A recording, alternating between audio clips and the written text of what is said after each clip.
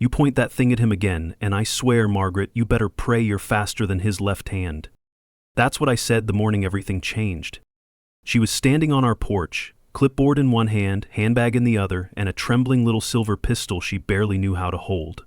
My roommate Sam didn't even flinch.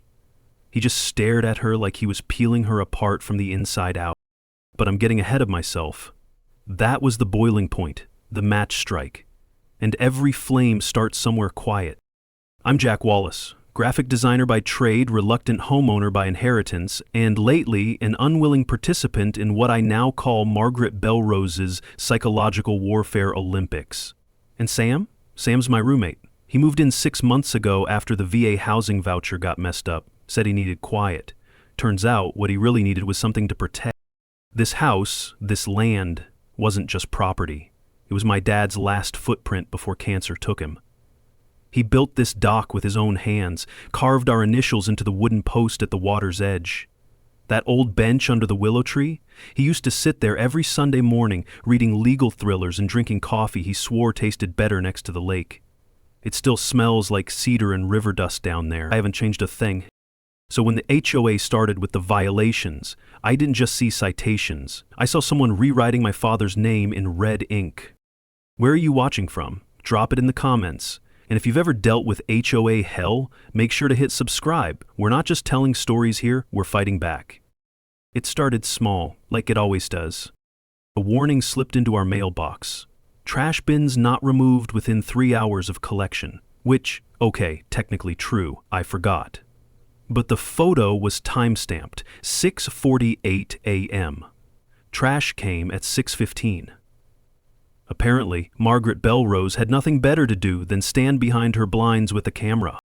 The next week, it was the truck, Sam's truck, unregistered utility vehicle parked in a residential area. Except, it's his personal vehicle, built from scrap by a guy who once disarmed bombs in Kandahar with a wrench and duct tape. I asked him if he wanted to contest it.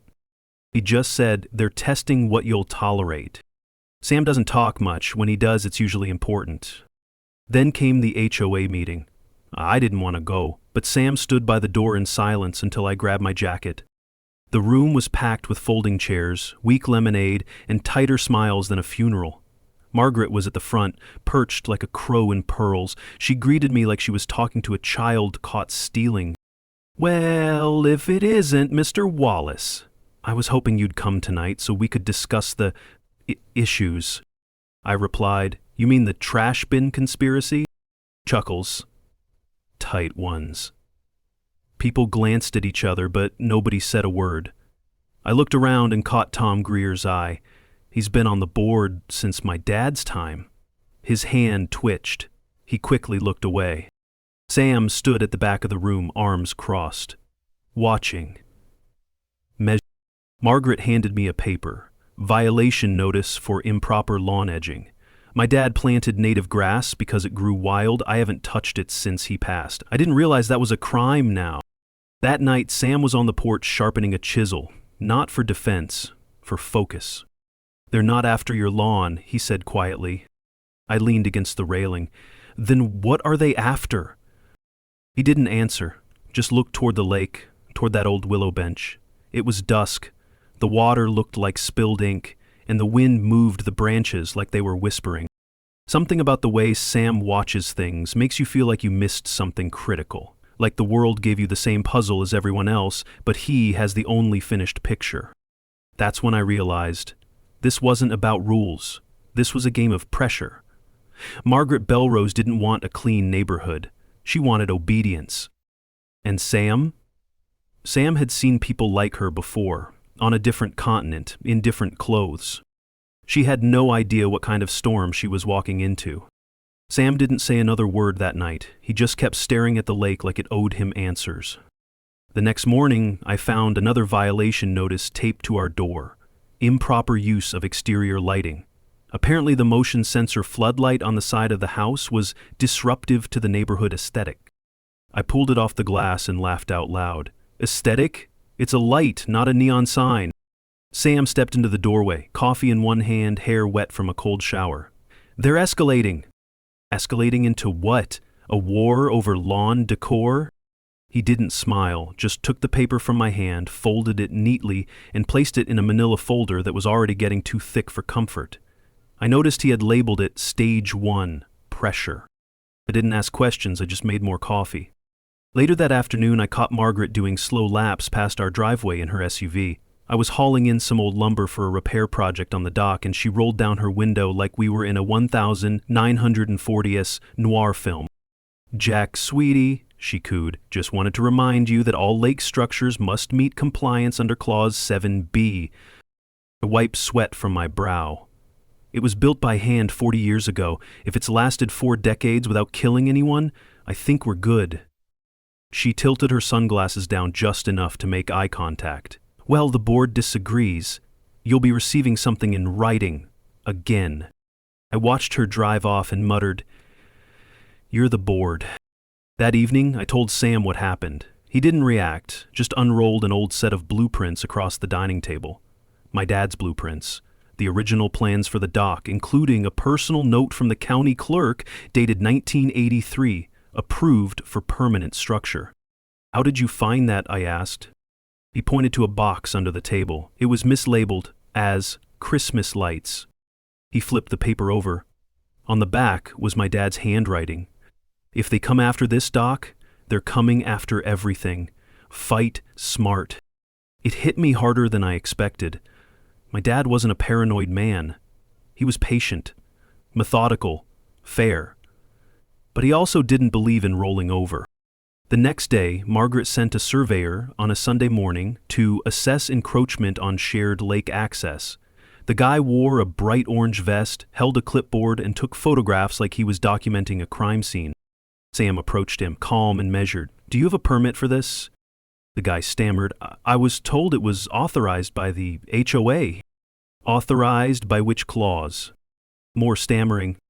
Sam didn't raise his voice, he didn't threaten, he just stared. Eyes locked like he was gathering every twitch, blink, and breath into memory. The man turned and left 5 minutes later, camera dangling uselessly from his hand.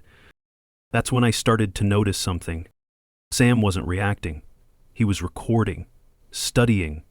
It wasn't just about defending the house, it was about understanding the enemy. We sat on the dock that evening, silence between us like a pact. "I think she gets off on this," I muttered. Sam nodded. "Control is addictive. People like her need submission more than they need order." "Think we should file something?" "Not yet. They're not careless enough yet." I raised an eyebrow. "Yet?"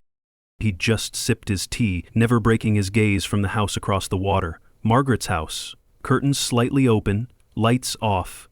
But you could see the flicker of movement, like someone always watching. There's a difference between conflict and surveillance. One shouts, the other whispers. And Margaret? She was a professional whisperer. Later that week, we received a citation for unauthorized structure modifications. Apparently, the bird feeder I'd attached to the porch post was a violation of property uniformity. Sam logged it without a word. That night, I found him cleaning an old camcorder from the garage. I hadn't seen that thing in years. "What's that for?" He looked up at me. "She wants to play games. Let's document the rules." The camcorder wasn't decorative. By Tuesday, Sam had set up 3 of them, one facing the porch, one aimed at the driveway, and the last discreetly mounted in a flower pot pointed at the path leading to the dock. He called it passive insurance. I called it paranoid genius. That same morning we got another notice, this time folded and hand-delivered with a faint trace of perfume. The envelope was sealed with a gold sticker, like she thought this was a wedding invitation instead of a citation for improper garage storage visibility. I was still holding the damn thing when Tom Greer showed up. Tom's a longtime HOA board member, maybe 62, built like a man who once lifted hay bales for a living and then spent 30 years trying to forget he ever did. His gray shirt was neatly tucked, but his hands betrayed him, shaky, like he hadn't had a good night's sleep in months.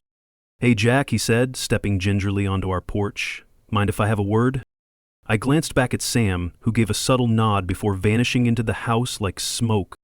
"Sure, Tom, you want to hand-deliver this one too?" I held up the envelope.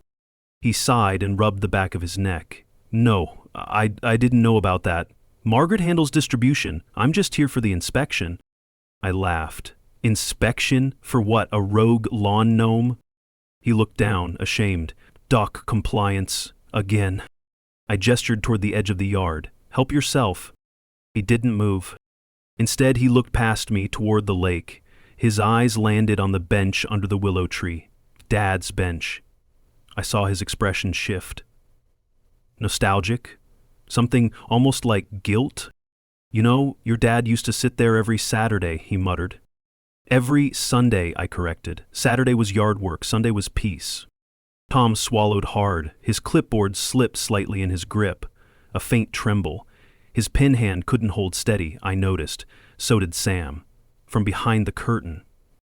Tom finally stepped off the porch, mumbling something about measuring tape. He never took it out. Instead, he walked halfway to the dock, stopped, stared at the water for a moment like it was going to speak, and then turned back around. You should probably trim that hedge, he said quietly, not meeting my eyes. Thanks for the tip, I said flatly. As he turned to leave, he paused at the bottom step. Jack, you know this isn't personal, right? I leaned forward. That's funny, 'cause it's starting to feel exactly that. He didn't answer, just nodded, like a man being dragged downstream in a river he chose to step into. As he walked away, Sam stepped onto the porch beside me. He's cracking. You think he'll talk? Not yet, Sam said, but his hands are already betraying him. That afternoon, Sam printed the violation notices, all of them, and started mapping out the timestamps. A pattern emerged. Every single citation happened within 15 minutes of Margaret's SUV being parked near our property. Different times, different angles, same car. Like clockwork. She's not operating as a board, he said. She's operating as a surveillance unit. I frowned. Can we prove that? He flipped through the footage. In one clip, a corner of her pearl-white Lexus is barely visible in the reflection of the front window. She's getting sloppy. I looked at the screen. You think Tom's part of it? Sam shrugged. Tom's being used. He knows it, but he's not ready to lose whatever Margaret's holding over him. The trick isn't forcing him. It's giving him permission to speak. And how do we do that? Sam turned to me, eyes steady. We show him we're not afraid. Cowards follow power, but they'll flip the moment they sense it shifting. That night, I sat on the bench under the willow. The wind rustled the leaves like it remembered something I didn't. I stared at the initials carved into the dock's post. My dad's. Mine. And the faint edge of my mom's, who passed before I could remember her face clearly. Legacy isn't just what you inherit, it's what you refuse to let them erase. And that was just getting started. Ever had someone in power hide behind rules just to feel important? Drop your story in the comments or just tell me where you're watching from. Trust me, you're not the only one who's dealt with people like Margaret. Let's talk about it. By Thursday, Sam had built a full violation grid that made my head spin. Dates, timestamps, angles, cross-referenced with HOA meeting notes he somehow obtained off a public archive nobody even knew existed. And just like that, it stopped being random. Each fine, every complaint, was part of a tightening net. She wasn't looking for order, she was trying to force a reaction. Any reaction. She got one. It was just past noon when I heard the knock. Not a polite one. Sharp, entitled, like the door belonged to her. I opened it, and there she stood. Margaret Belrose, in her full regalia. Pastel blazer, fake pearl necklace, clipboard tucked against her chest like a badge of honor. Hello, Jack, she chirped. I need to come in for a routine compliance check. It won't take long. I blinked. I'm sorry, come in? She pushed past me before I could reply. The audacity was surgical. She stepped into the living room like she was appraising it for auction, eyes gliding over the furniture, the rug, the stack of mail on the entry table. She moved toward the kitchen, commenting idly, "Oh, I do hope you've removed those non-regulation patio lights I mentioned last month." I followed her, not because I was scared, because I was stunned. "Margaret," I said, "you can't just... This is private property." She turned on her heel with a frozen smile. "Well, Jack, when a property falls under HOA regulation, nothing is truly private, is it?" Sam entered from the hallway. He was barefoot, holding a screwdriver, and still had a smudge of grease on his wrist from fixing a faulty drawer slide. He didn't say a word. Margaret saw him and paused. Her smile faded just for a beat. I didn't know he was still here. Helm lives here, I said flatly. Margaret tilted her head. Well, I was under the impression his presence might be temporary. Sam set the screwdriver on the counter gently. Is there a problem with veterans now? She flinched at the word. Of course not, she said quickly. I just meant it's important we maintain community standards. You mean standards you wrote yourself? I said. Her eyes snapped back to me. I beg your pardon? Sam leaned slightly forward, not menacing, just deliberate. He means you've been weaponizing citations, which isn't regulation, that's personal vendetta wrapped in policy. Margaret's jaw clenched.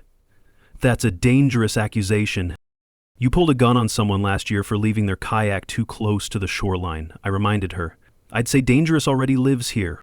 Her lips thinned into a line. I will be bringing this attitude to the next board review. Sam smiled faintly. I'm recording this conversation. She froze. Audio only, he added. Per Section 19, subsection B of the HOA Charter. You remember that one, right? The part about verbal inspections requiring consent? Her face went blank. For a split second, it was like watching glass crack from the inside.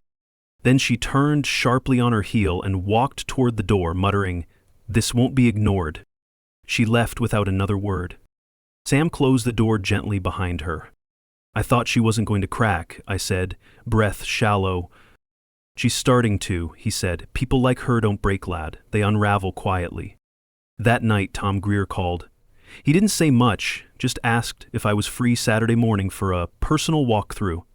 His voice sounded hollow, guilty. But something else, too, like he was finally ready to stop looking away. I hung up, stared out at the lake, and said to Sam, I think it's shifting. Sam didn't look up from the footage he was reviewing. No, it's beginning. The morning after Margaret's uninvited inspection, I woke with that heavy, rusted feeling in my chest, like an old engine trying to turn over in freezing weather. Sam was already out by the dock, hunched over something with a flashlight and a ratchet. I didn't ask. He rarely explained, he just did. I needed air, not the lake air, something deeper. I headed to the basement. Dad used to call it his thinking room, though really it was a half-finished crawl space with low ceilings, 2 bare bulbs that flickered like nervous eyes, and a stack of old crates nobody had touched in years. The moment I opened the door, the smell hit me. Dust, mildew, and sawdust. Comforting in a weird, ghostly way. I descended slowly, footsteps creaking over wood my father had nailed in himself. There was a kind of music to it. Memory, muscle, legacy. Wasn't looking for anything in particular, just answers? Or maybe proof that I wasn't imagining how off the rails things had gotten? The air got colder the deeper I went, like the house didn't want to give up its secrets. I brushed past a stack of moldy magazines and knelt by an old cedar trunk near the water heater. The lock was rusted shut, but the hinges had loosened over time. A gentle tug, a groan of tired metal, and it opened. Inside, a pile of folded documents bound with brittle twine. Beneath that, a leather notebook. And at the very bottom, a small wooden cigar box with my dad's initials burned into the lid. The notebook was dated from the year before he passed. On the first page, in his sharp, mechanical handwriting, if they come for the dock, dig deeper. My hands tightened. I opened the cigar box slowly. Inside was a laminated county permit for the dock, stamped and notarized in 1983. But underneath it, tucked between faded photos of the lake, was a sealed manila envelope, labeled simply, "In case." Of QA dispute. My heart thudded once, then again. I peeled it open carefully. Inside were copies of letters, typed, signed, and never sent, addressed to the HOA board. Margaret's name wasn't on them then, but another name was Howard Belrose, her husband. He'd been president of the HOA 15 years ago, and according to my dad's draft letters, he'd tried to illegally claim lake access for private executive use. My dad caught him, documented everything, and threatened to go public. And then? Howard retired. Quietly, no explanation. Margaret took his place 2 years later. Pattern, a cover-up, a vendetta, spanning over a decade. I sat there on the cold floor, notebook in my lap, feeling something shift. Not fear, not rage, clarity. Footsteps creaked on the stairs. "Thought I'd find you down here," Sam said, ducking under the beam. "I found something," I said, voice low. I think this goes back to her husband." Sam raised an eyebrow as I handed him the envelope. He flipped through the pages slowly, like a surgeon checking vital signs. "This changes the angle," he said. "This isn't just about control. This is about erasing what your father did." "She's not trying to remove violations," I muttered. "She's trying to rewrite history." Sam nodded. "Then we give her something she didn't count on." "Which is?"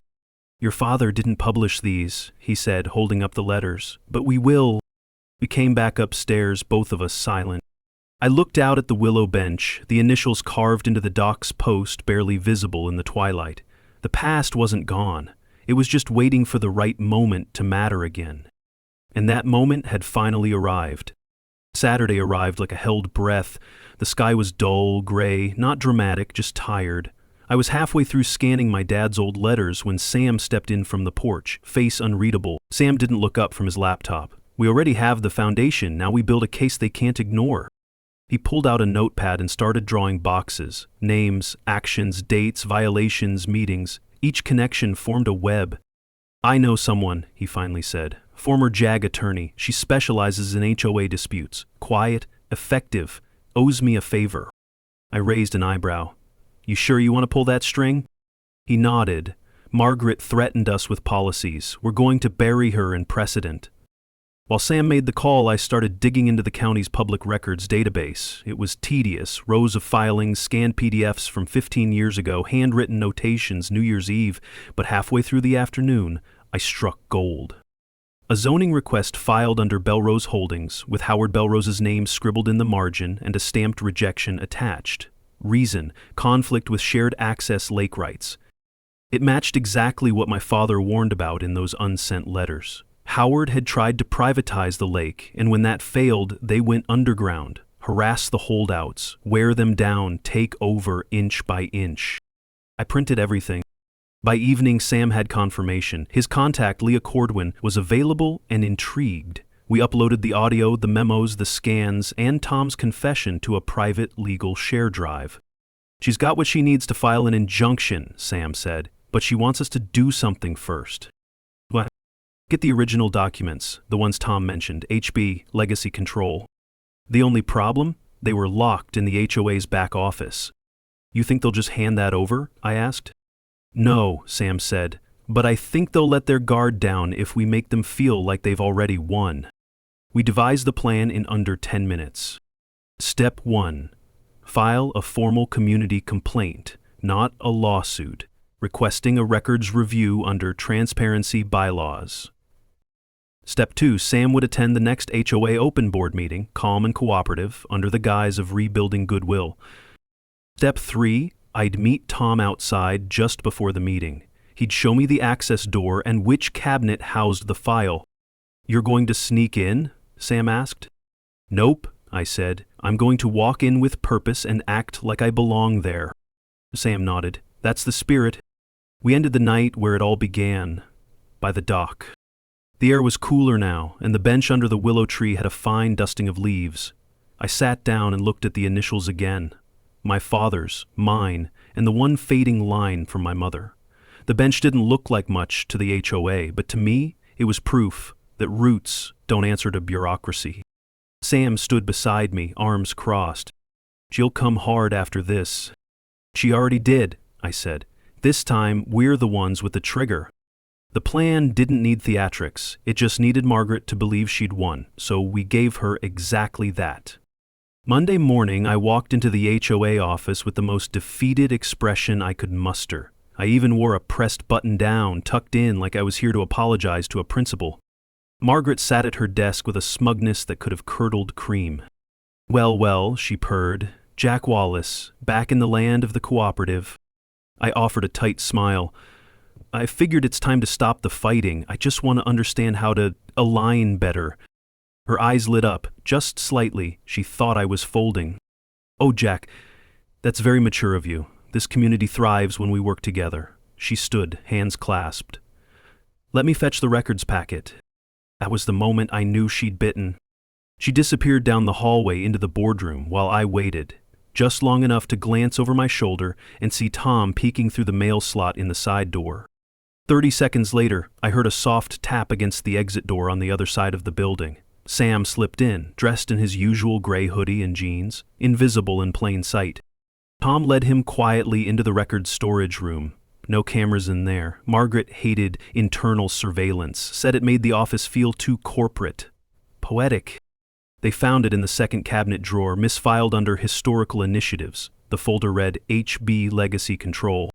Inside, maps, old HOA correspondence, memos from Howard Belrose to city planners, and hand-scribbled notes like reclassify lake parcels, edge out non-board families, and suppress dock grandfather clause. Not policy, a blueprint for a takeover. While Sam took photos of everything, I made small talk with Margaret, dragging it out, pretending to ask about compost regulations and decorative rock limits. She was in her element, feeding on perceived obedience. Then I asked the final question. "So, would you ever consider a public Q&A meeting, to clear the air?" Her smile froze. "Oh, Jack, these sorts of things are handled with structure. Transparency isn't always constructive." That was all I needed. 10 minutes later, Sam was out, files uploaded, documents encrypted, and the bait phase complete.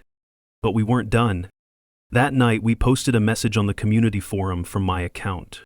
Considering organizing a neighborhood Q&A to help clarify policies and reduce HOA tensions. If you've had a strange violation, private confrontation, or odd citation, comment below or message me anonymously. Let's compare notes. We didn't attack her. We invited others to speak. Within an hour, we had 5 responses. By midnight, it was 15. One from a single mother who got fined for a basketball hoop. Another from a veteran who got 3 warnings in 1 week for unsightly curtain color. And 2 from elderly residents who said they stopped attending meetings after being pressured by Margaret to sign over landscaping authority to HOA committees. She hadn't just targeted us. She had built her power on isolation. Sam was the one who said it best. He thrives in silence. We just cracked the dam. I sat on the bench by the dock, flipping through the scanned photos of the HB folder and let the weight of it all settle. This wasn't just about my father's dock anymore. It was about every family, every quiet homeowner who thought they were alone. We were going to give them a voice. And Margaret, she'd never survive what came next. Ever realize the villain wasn't just after you, but had been hurting others for years in secret? Drop your story below, or let us know where you're tuning in from, because silence might protect the powerful, but voices, they tear kingdoms down. By morning, the forum post had gone viral, at least by small neighborhood standards. 32 comments, dozens of private messages, and 1 thread from a user calling themselves Lakeview Lifer that simply read, "I have emails. She threatened my wife. I'm done staying quiet." It was happening. Sam and I watched the conversation unfold like spectators at a fire we'd only meant to spark, not burn down the house. "Do we push it now?" I asked, scrolling through responses. Sam shook his head. "No. Let them keep talking. The truth works better when it feels like their discovery, not our war." By midday, things shifted offline. Ellie Tran, the gardening enthusiast who usually kept her head down, left a small pot of yellow chrysanthemums on our porch. No note, just a gesture, silent solidarity. Then came the first knock. It was Mr. Henley from 2 houses down. 78, Vietnam vet, always wore a pressed flannel and spoke like he was still reporting to a commanding officer. "I saw what you posted," he said. "That woman fined me $200 last year for hanging a wind chime. Said it disrupted the acoustic profile of the block." Acoustic profile? I was going to let it go, but... He tapped his chest, voice steady. "Not after what she did to you 2. Not anymore." We invited him in. Sam made tea. Then another knock, and another. By sunset, there were 7 people in my living room, sitting on chairs and couch arms in the hardwood floor, swapping stories that all shared the same pattern. It was never about violations. It was about control, silence, and intimidation masked as professionalism. Tom arrived last, holding a laptop bag. "I think it's time," he said. "Let me show them what's really been going on." He connected his laptop to my TV, opened a slideshow. Dozens of scanned documents appeared. Meeting minutes forged after the fact, backdated letters, internal memos she never meant for anyone outside the board to read. "She's been building this structure for years," Tom said, "but she built it on a lie, that we were all powerless." Sam stood beside him, arms folded. "Not anymore," he said. That night, I posted an open invite on the forum. Community Q&A on HOA practices, hosted at my house, Thursday night, 6 p.m., neighbors only. Bring receipts or just bring questions. All are welcome. Within minutes, I saw it. Margaret had read the post. The little scene tag on the forum thread burned like a fuse. Then, silence. No reply, no denial, just that quiet before the storm. But for once, I wasn't the one bracing. She was.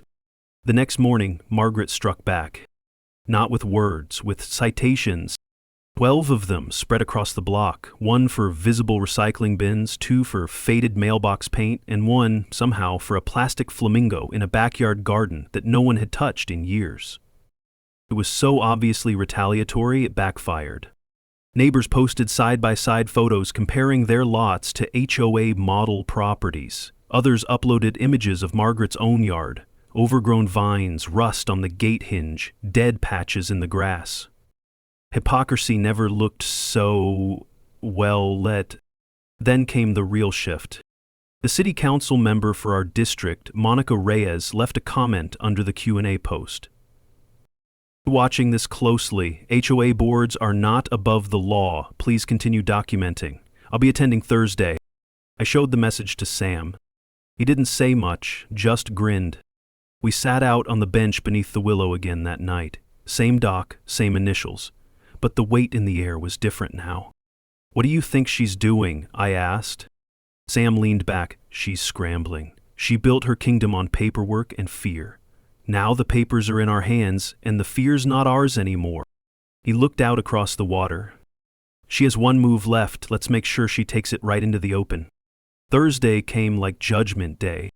By 5:30 p.m., our living room was too full for chairs. Folding stools, cushions, and standing room only. Neighbors I'd never even met brought sweet tea and folding clipboards. Mr. Henley was in his pressed flannel again, this time with a manila folder tucked under his arm. Ellie Tran arrived holding a file of photos. Even quiet Ms. Dobbins from the corner lot came. No smile, just determination. And at exactly 5:59 p.m., a black town car rolled up. Margaret stepped out, all pearls and posture, clipboard clutched tight. She didn't knock, she marched in, like the floor belonged to her.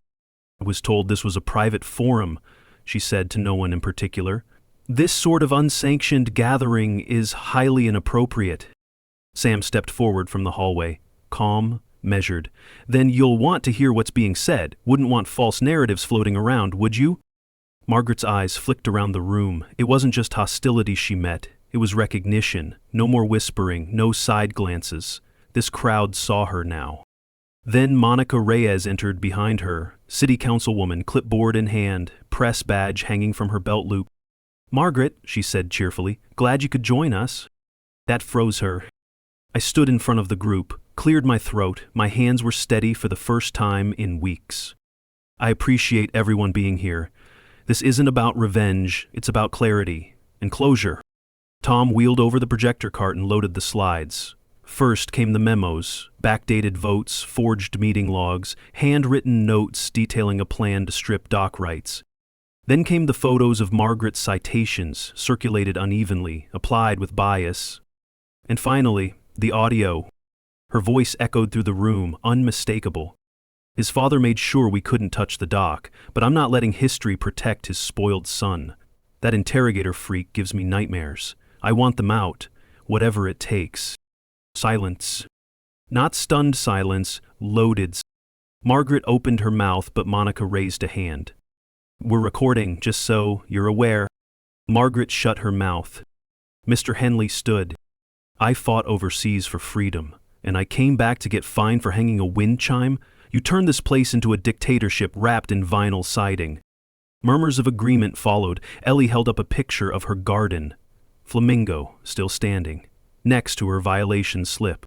Tom stepped beside me, voice firm. I resign from the board, effective immediately, and I propose an emergency vote to dissolve the current leadership pending investigation. Margaret laughed, sharp, brittle. You can't do that here. This isn't official. These people don't get to vote just because they're angry. Monica stepped in. Actually, under city statute, when a majority of HOA-affected homeowners call for an emergency vote in the presence of a municipal representative, it is enforceable. Margaret's face went pale. Sam leaned near me, and there it is. Hands shot up around the room. One by one. Even the quiet ones. Majority confirmed, Monica said. Effective immediately, Margaret Belrose is removed from her position as HOA president pending review of misconduct. You'll receive official notice by end of business tomorrow.